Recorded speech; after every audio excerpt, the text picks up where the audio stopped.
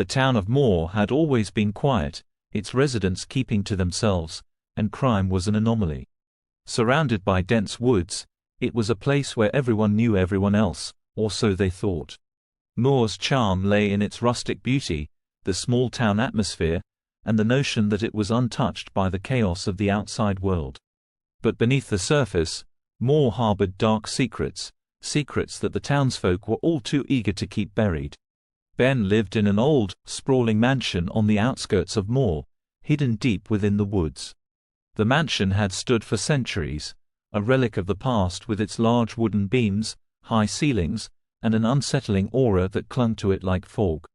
Multiple fireplaces adorned the home, their flames often casting a flickering warmth that almost made the place feel cozy. Almost. But there was an eerie chill that lingered in the air, a coldness that even the crackling fires could not dispel. Ben was tall and lanky, his frame almost skeletal beneath his clothes. His gaunt face was marked by high cheekbones and a bird-like hooked nose, giving him a predatory appearance. His eyes, dark and almost reptilian, seemed to see through you, to pierce your very soul. His hair was a pale blonde, almost white, a stark contrast to the shadows that seemed to follow him wherever he went. Despite his unsettling appearance, Ben was charming when he wanted to be. He knew how to smile, how to speak, how to weave his words in such a way that people found themselves drawn to him.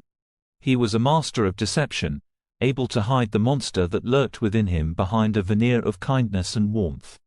But those who got too close, those who tried to see the real Ben, often found themselves in grave danger. Ben had a terrible jealousy streak, one that burned like fire within him. He hated the idea of anyone getting too close to his life, of anyone discovering the secrets he kept hidden. But more than that, he was haunted by a darkness that consumed him, a primal urge to kill, to feed his insatiable hunger for blood. It was a battle he fought daily, the human side of him desperately trying to suppress the reptilian demon within. But the demon was always stronger. In the basement of his mansion, Ben kept a secret, a living nightmare that he had nurtured and cared for over the years. Lydia, his alligator, was the embodiment of his darkest desires, a creature that mirrored the primal beast within him. He often found himself staring into Lydia's eyes, feeling a kinship with the animal, understanding her hunger, her need to kill. It was a need he understood all too well. But Ben was also a selfish man. He knew the danger he posed to others, yet he chose to put them at risk rather than protect the world from himself. He had tried to be good once, tried to live a normal life, but his urges had always won in the end. The closest anyone had ever gotten to understanding him was Jenna, but that was a story for another time. After what had happened with Jenna, Ben had vowed to keep to himself, to avoid letting anyone get too close. But loneliness had a way of creeping in, of gnawing at his resolve until he found himself yearning for human connection once more. And so, despite the danger, despite the constant battle within him, Ben decided to start dating again. He met Rachel on a warm summer evening at the Dusk and Dawn Cafe, a quaint little coffee shop in the heart of Moore. She was different from the others, with her bright smile, her easy laughter, and her kind eyes. Ben found himself drawn to her, captivated by the light she seemed to carry within her. For a moment, he allowed himself to believe that maybe, just maybe, he could override his urges. They met several times after that first encounter, their meetings growing longer, more frequent. Rachel brought out a side of Ben that he had long thought dead, a side that wanted to be normal, to be good. She made him feel like he could control the darkness within him, that he could keep the monster at bay. Weeks went by, and Ben began to feel like he was winning the battle. He began to believe that he could have a normal life, that he could keep the demon inside him locked away. But deep down, he knew it was only a matter of time before the reptilian part of him broke free. One evening, Ben invited Rachel to his home for dinner. It was a risky move, but he was desperate to feel normal, to believe that he could live a normal life. Rachel agreed, bringing along a few bottles of beer to help them relax and have a good time. The mansion looked almost inviting as they stepped inside, the fire crackling in the large stone fireplace, casting a warm glow over the room. The high ceilings and wooden beams gave the house a rustic charm, but there was still that unsettling chill in the air, the coldness that seemed to seep into your bones. Rachel commented on the house's beauty, and Ben smiled, leading her into the kitchen where he had prepared dinner. They talked and laughed, the alcohol loosening their tongues, making the conversation flow easier. For a while, Ben allowed himself to believe that he could have this, that he could be happy. But as the night went on and the alcohol seeped deeper into his subconscious, Ben felt the darkness stirring within him. The vile parts of his soul, the parts he tried so hard to suppress, began to swim to the surface, clawing their way up from the depths of his mind. Rachel, oblivious to the storm brewing within Ben, started asking him questions about his past, about his ex-girlfriend Jenna. The name was like a trigger, a key that unlocked the cage where the monster was kept. Rage surged through Ben, a tidal wave of fury that shattered the fragile control he had over himself. He was in the kitchen, chopping carrots, when the switch was flipped. One moment he was smiling at Rachel, the next, he was a different person, a person driven by anger, by a need to punish. Without warning, Ben whirled around and slammed the knife down on Rachel's fingers resting on the counter. There was an audible crunch, a sickening sound that echoed through the room, just like the sound of chopping carrots. Rachel screamed, her voice piercing the air as she looked down at her hand in horror, blood spurting from the stumps where her fingers had been just moments before. Panic took over, and Rachel tried to run, her feet slipping on the blood-slicked floor. She tripped, crashing to the ground, her wide eyes filled with terror as she stared up at Ben, who was now looming over her, the knife still in his hand. "Never talk about her," Ben hissed, his voice cold and frightening, sending chills down Rachel's spine.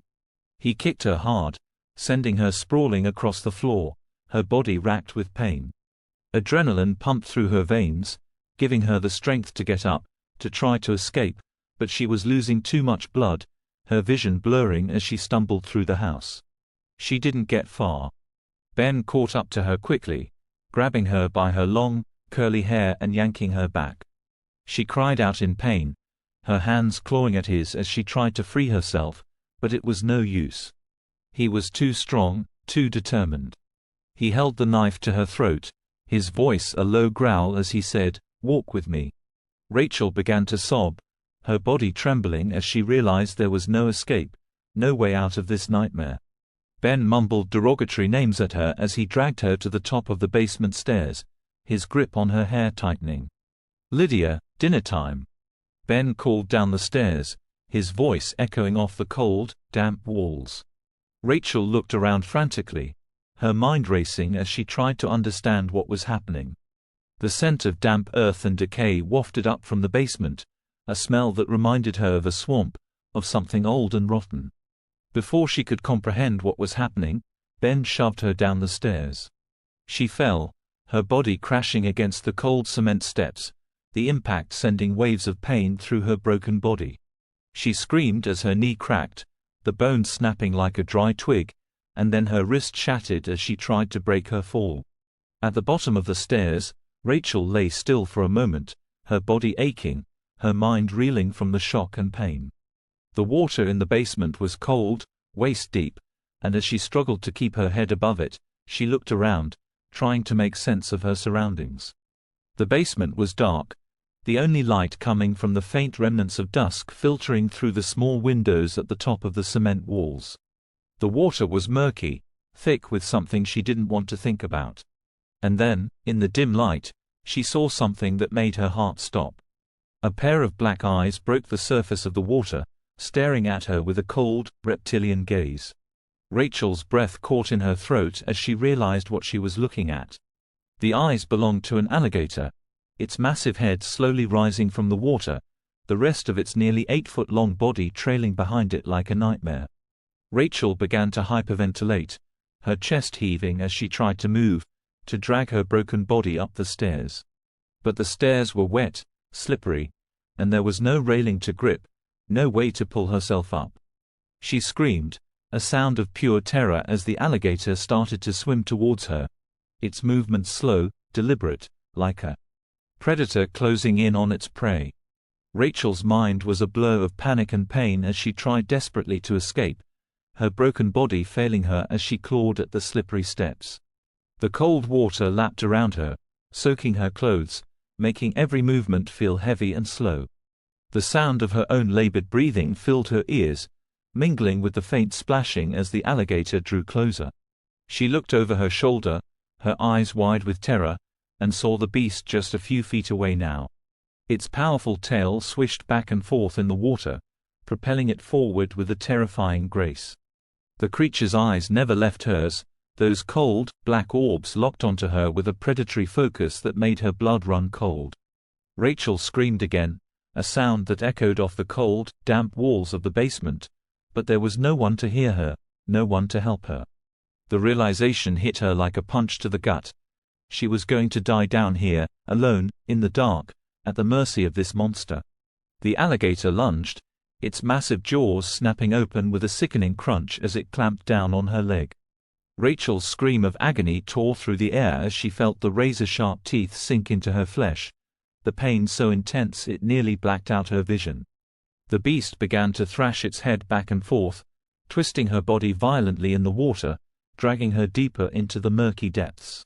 She tried to fight, to kick and claw at the creature, but it was no use. The alligator's grip was like a vice, its powerful jaws unyielding as it pulled her under. Water filled her mouth, her nose, as she struggled to keep her head above the surface, but the beast was too strong. With one final, desperate gasp for air, Rachel was dragged beneath the surface, the cold, dark water swallowing her whole. The world became a blur of darkness and pain as the alligator began its death roll, spinning her body in the water with brutal force. Her lungs burned, her vision dimming as she thrashed and fought, but it was a losing battle. She could feel her bones breaking, her body tearing apart under the pressure of the creature's jaws. And then, as quickly as it began, it was over. Rachel's body went limp, the fight draining out of her as the darkness closed in.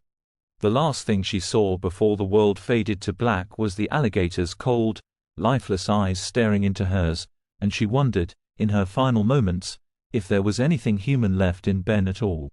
Upstairs, Ben stood in the kitchen, his hand steady as he finished chopping the carrots.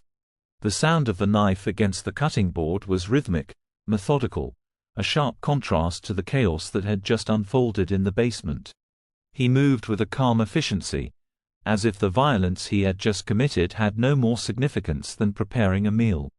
A faint, creepy grin stretched across Ben's face as he heard Rachel's final, muffled scream echo up from the basement.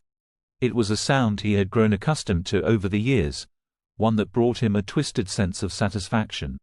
The human part of him recoiled in disgust, but it was drowned out by the primal urges that had taken over, the part of him that relished in the kill. With a casual flick of his wrist, Ben scooped up the remains of Rachel's fingers from the cutting board, the flesh still warm, the blood mixing with the carrot slices. Without hesitation, he tossed them into the pot of simmering broth on the stove, watching as they sank beneath the surface, disappearing into the bubbling liquid. The aroma of the stew filled the kitchen, a rich, savory scent that mingled with the faint coppery tang of blood. Ben stirred the pot slowly, his movements almost hypnotic, as if he were in a trance. He didn't think about Rachel, about the life he had just snuffed out, about the monster he had become. He didn't think about Jenna, about the promises he had broken, the lives he had destroyed. All he could think about was the hunger, the insatiable need that gnawed at him, the darkness that consumed him.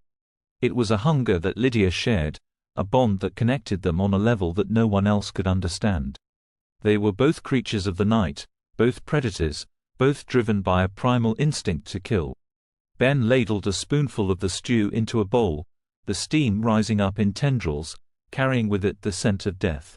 He sat at the kitchen table, the fire crackling softly in the background, the warmth of the flames doing nothing to chase away the chill that settled in his bones.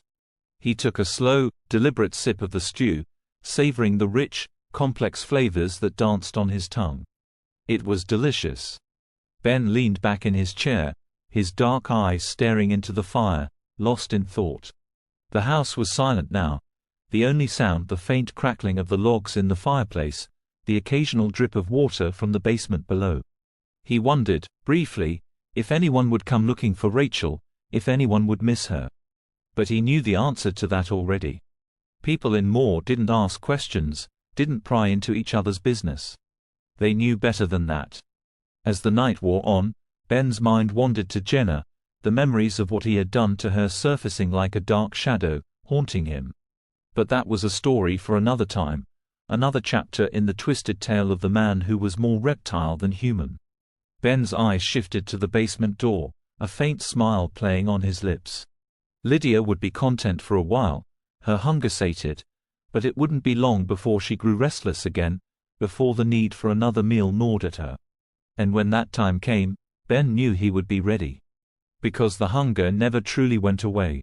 It was always there, lurking beneath the surface, waiting for the right moment to strike. And Ben knew that no matter how hard he tried, no matter how much he wanted to be good, the darkness would always win in the end. He finished his stew, the taste of Rachel's flesh still lingering on his tongue, and got up to clean the kitchen. As he wiped down the counters, he glanced at the knife, the blade still stained with her blood, and felt a familiar surge of satisfaction. He was a predator, a creature of the night, and no amount of pretending could change that.